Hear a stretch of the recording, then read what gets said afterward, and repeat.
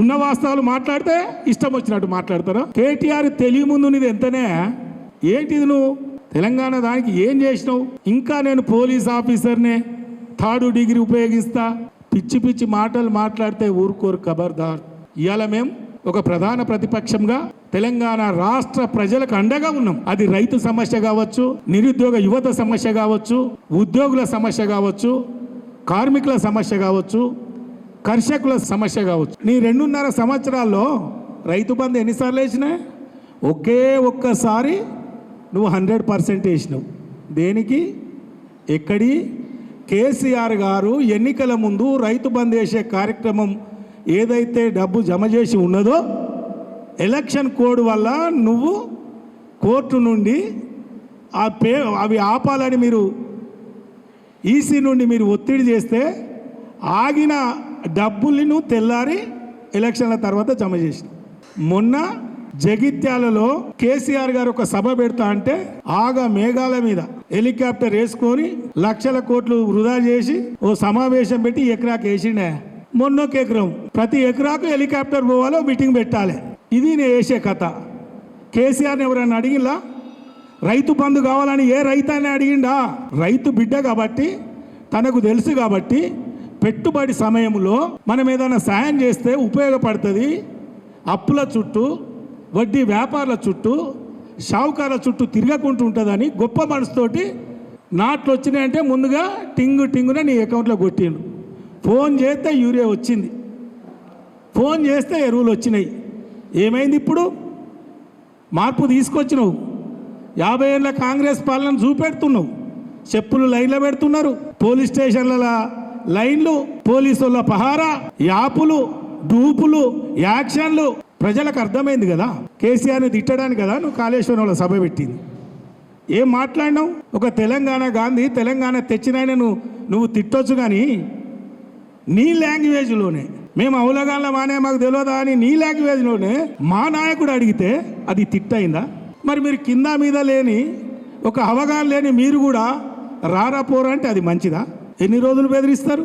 కేసీఆర్ గారు రైతుల పక్షపాతి, రైతు కోసం అనేక పథకాలు రూపకల్పన చేసిన నాయకుడు. అందుకే ఈరోజు రైతాంగం రేవంత్ పోవాలి, కేసీఆర్ రావాలి, మా బతుకులు మారాలని కోరుకుంటున్నారు. ఇంకొకసారి మా నాయకుల పైన అనుచిత వ్యాఖ్యలు చేస్తే సమాధానం పర్ఫెక్ట్గా ఉంటుంది, చేతల్లో కూడా ఉంటుంది. మేము భయపడాల్సిన అవసరం లేదు. ఇంకొకసారి నోరు జారితే ఖబర్దార్. మీ అధిష్టానం మెప్పు కోసం, మీ పదవుల కోసం మేము ఎక్కువ మాట్లాడితే మాకు మంత్రి పదవులు వస్తాయేమని మీరు ఉర్రూతలిగితే ఖబర్దార్. మిమ్మలను నిలదీసే హక్కు మాకు మాత్రమే ఉంది. రేవంత్ రెడ్డి ఒక్కదాని మీద కూడా ఆయన ఇంట్రెస్ట్ ఉన్నది. మానవీయ కోణంలో పని చేశాడని చెప్పుకోవడానికి ఒక్కటంటే ఒక్కటి లేదు. ఇక్కడ పొంగులేటి శ్రీనివాసరెడ్డి జిల్లా మంత్రి అయిన తర్వాత ఆయన మార్కు ఉంటుందంటే ఏం లేదు, ముట్టుకుంటే కూలిపోవడే.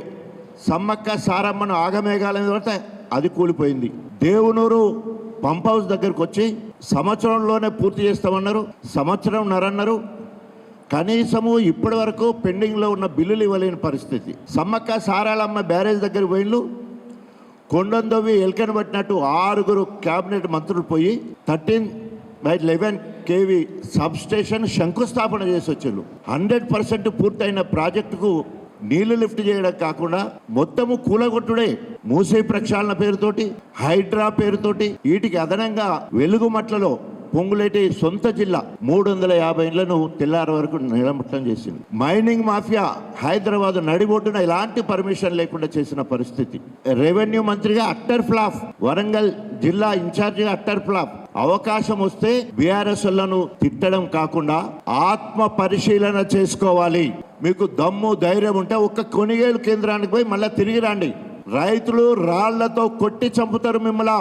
ఎందుకంటే 15 రోజుల నుండి మక్కలు, దాదాపు 1 రోజుల నుండి వరి ధాన్యము రాసులుగా, నువ్వే చెప్తున్నావు కదా 90 లక్షల మెట్రిక్ టన్నుల వరి ధాన్యం కొనాలి అని ఇప్పటి వరకు 6 లక్షలు కొన్నాడట. 3 కోట్ల గన్ని బ్యాగులు రావాలంటే ఇప్పటికి 6 లక్షల గన్ని బ్యాగులు వచ్చినాయట. వాహనాలు దొరుకుతలేవట, మిల్లులు ఖాళీ లేవట, హమాలీలు అసలుకే లేరట. అడ్డికి పావుషారు అమ్ముకోవడానికి గేట్లు తాళం వేసి పెడతా ఉన్నారు మార్కెట్లకు. బయట నుండి బయటకే మధ్య దళారుల ద్వారా మరి మిల్లర్లు అడ్డికి పౌసిరుకునే పరిస్థితి కనబడుతున్నది. ఇవే కదా నిన్న కేటీఆర్ గారు అడిగింది. రేవంత్ రెడ్డి కంటే మేమన్నా తక్కువనా అని చెప్పేసి ఇత్తోటి పెడితే చెట్టోటి మొలుతుంది అన్నట్టు నిరూపించుకునే ప్రయత్నమే ఇక్కడ స్థానిక ఎమ్మెల్యే రాజేందర్ రెడ్డి గాని నాగరాజు గాని నిస్సిగ్గుగా మాట్లాడుతున్నారు. సభ్య సమాజము సిగ్గుపడే విధంగా మాట్లాడే పరిస్థితి. సిగ్గుండాలి కదా, ఏది పడితే అది మాట్లాడితే సమాజము గమనిస్తున్నారు. కర్రు కాల్చి వాత పెడతారు. 2.5 సంవత్సరాలకే అట్టర్ ఫ్లాప్ ప్రభుత్వం.